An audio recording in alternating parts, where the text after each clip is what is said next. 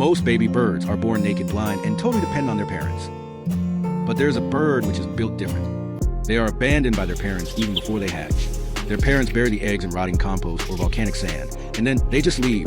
The chick has to kick its way out of the shell and tunnel through 3 feet of earth just to reach the surface. But here's the crazy part. These incubator birds are born with actual superpowers. Within hours of hitting the fresh air, they can already fly. No flight school, no parents, just pure instinct.